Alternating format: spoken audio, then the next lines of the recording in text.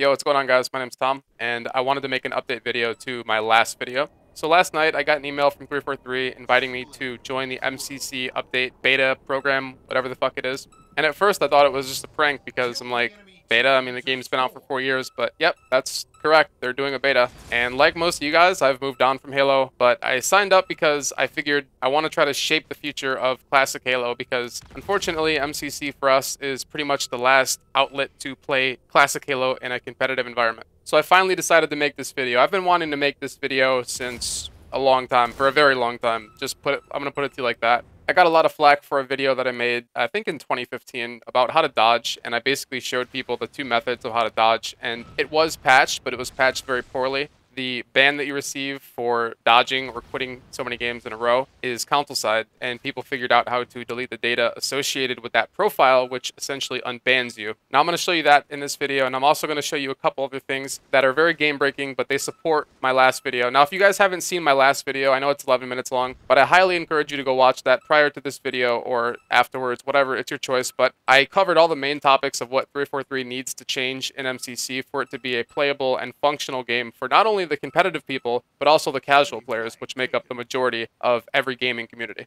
Now, before I begin and show you guys what you guys are here to see, I want to say that I don't condone cheating. I don't condone the use of these exploits to ruin anyone else's time on this game. I'm making this video purely because I feel that I have a very small window in order to promote change for MCC. Now, I could have easily said fuck it, not made a video, not gave a fuck. I mean, I've been talking about these issues since the game came out in, what was it, November of 2014, and frankly, I'm sick of talking about it. But this update being that it's actually real, and I feel like maybe they actually will try to do something decent with this game, this is why I'm making this video, and I'm doing it for every classic Halo fan out there. Whether you like me, hate me, love me, whether you grew up playing Halo or you just started, doesn't matter. If you like classic Halo, Halo 1, 2, 3, this video is for you. So regardless of how you feel about me or how you feel about 343, doesn't matter. I'm doing this purely because I love Halo 2 and Halo 3. And even if all this is for nothing and I'm just wasting my breath and my time and I'm just a fucking retard, then at least I can't say that I didn't try. So first and foremost,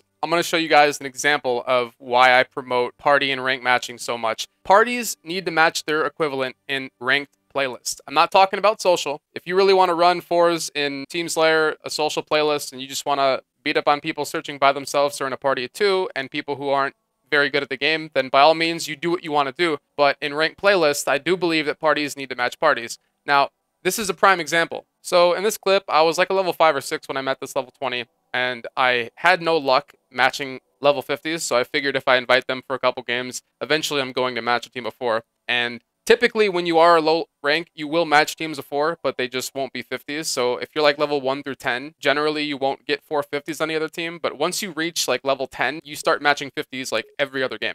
So as you can already tell, I'm a level 9. I'm searching with a level 20, and we match a full team of 4. Now, I know who Syfy is. I'm sure he's playing with these guys. And I don't see how under any circumstances whatsoever that a level 9 and a 20 in a party of 2 could match a party of 4 of 3 50s and a 46.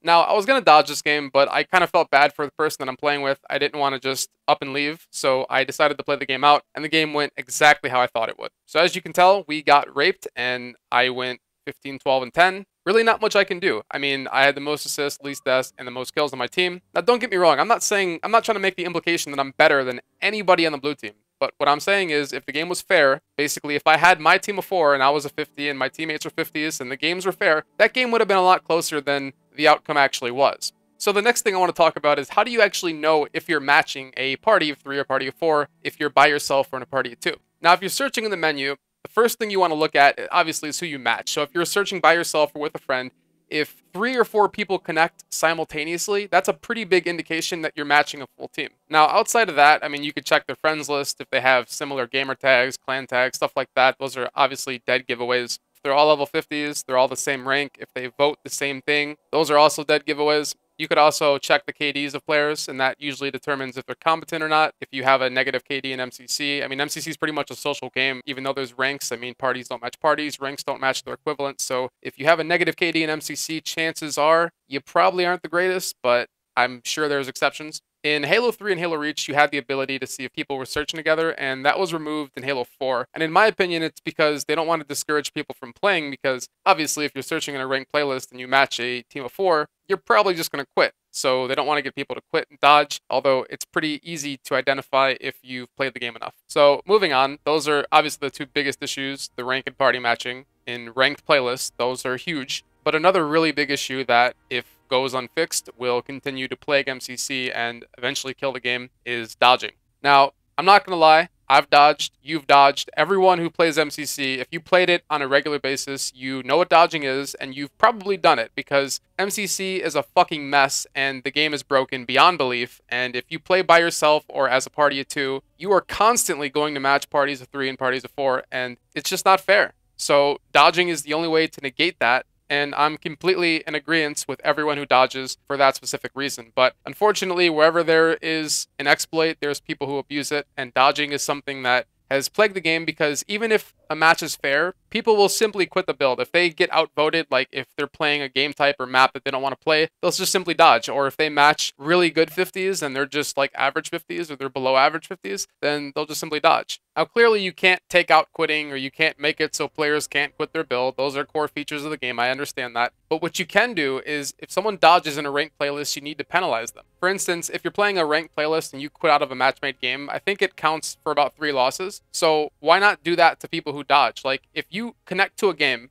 and you're able to see who you're matching, you're able to see the maps and the voting and all that shit, and you dodge, at any point, you get 3 losses. Now, some people may not like that proposal, but I think it's a fair one, because at least when I used to play a lot, there was so many players who did not deserve their 50. Like, they would just block people back when that was possible and search in full parties, match randoms, and win those games, but whenever they would match an equal party of 4, they would dodge. And no offense, but if they did play it out, they would probably get staked. So again, the bottom line is they need to penalize dodging. If they don't, then ranked matchmaking will continue to be a dodge fest. Now, while I'm on the topic of this, I also want to talk about locking people into games, which is basically dodging, but you're being a huge douchebag when you do it. So you can easily do this by, when you're on the voting screen, just simply wait for the countdown to end. At the very top, it's cast your vote. And once that's over, simply quit your build, and then your opponents and or teammates will be locked in the game for the duration of the game, so 12 to 15 minutes. So as you see, I'm going to dodge, and my teammate's going to be locked into a game for 12 minutes. And obviously, they're going to have to play 1v2, which they're at a big disadvantage. And if they quit the game, they get 3 losses. But not only that, if me and my teammate both dodged after the voting ends, we can lock the other team into a game for 12 minutes, and they would have to sit there unless they dodged with us, which they'd have to know what we're doing. So if you're playing 2 randoms or people who don't have a history of dodging,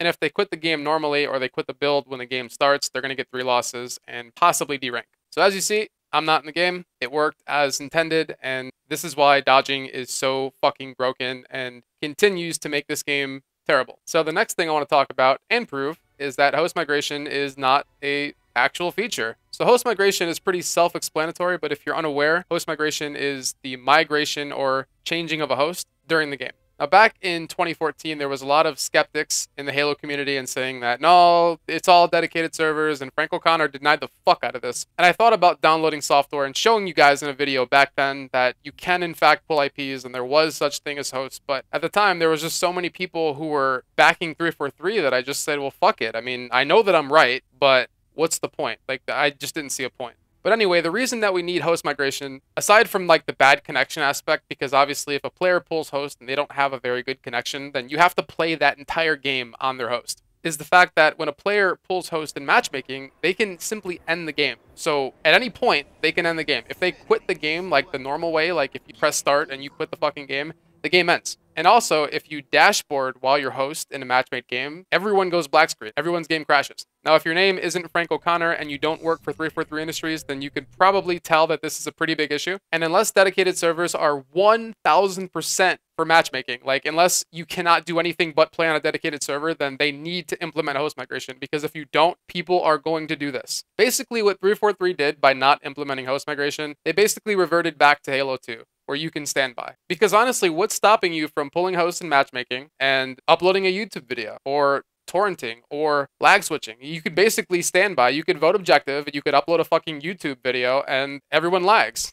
So One more thing about dodging, I kind of forgot to talk about this, but it's unbanning yourself. So like obviously when you quit out of so many games or when you dodge so many games, you get banned, right? So it's pretty much happened to everyone. I mean, if you play MCC on a somewhat regular basis, you've probably got banned before, whether you quit out or dodge, whatever. So you could just simply unban yourself. All you got to do is press the home button, highlight the game, press start, click manage game, scroll down to save data, highlight whatever gamer tag you got banned on, click delete save data, and then delete everywhere, and GG. Now, I will say that it does delete your in-game settings for every game, so you're going to have to go back, change your gamer picture, or whatever the fuck it's called, emblem, service tag, stuff like that. But you'll be fine, and you'll be right back playing matchmaking in literally 2 minutes. So the next thing I want to talk about, and I guess this kind of ties into everything else, is why the fuck do you get a loss when you go black screen? So I touched on this in my last video, and basically in Halo 2 Classic, if it goes black screen whatsoever, like if you're playing on a dedicated server and someone quits out, and the game goes black screen, you lose that game. Even if you finish it out and you win, like I don't see how that's even a possibility, but it does happen, and it happens actually way more than it probably should. I don't see why the game goes black screen anyway. If you're playing on a dedicated server, the game should never go black screen. So, I mean, I understand that sometimes servers do lag or whatever, and or players lag, whatever, but if you go black screen, how the fuck do you get a loss for that? It doesn't make any sense. So last, but definitely not least, I want to talk about the audio. I'm going to play Halo 2 and Halo 3 clips side by side. That way you guys can kind of get a good comparison and ear for the differences. For Halo 3, the main difference is compression. On the MCC, the sounds are heavily compressed and they're way lower. And on Halo 2, for MCC anyway, the audio is very distorted when there's a lot of stuff going on in a close proximity. Double kill. Triple kill. Overkill. Kill.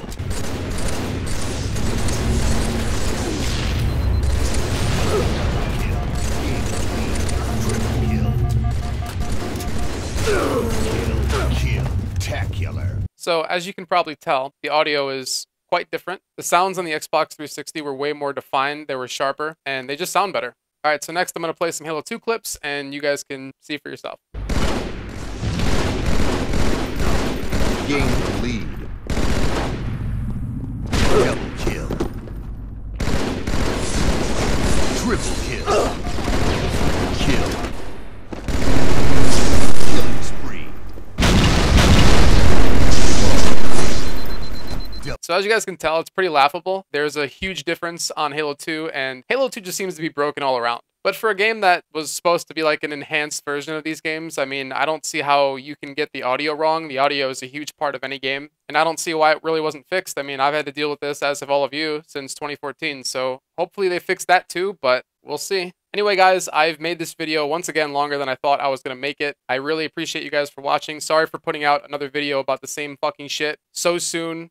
Like many of you, I hope that this game does really get fixed because I love Halo 2 and Halo 3 and I'd love to play again. But as it stands right now, I just can't take this game serious on any type of level whatsoever. But anyways, be sure to like, favorite, comment, subscribe.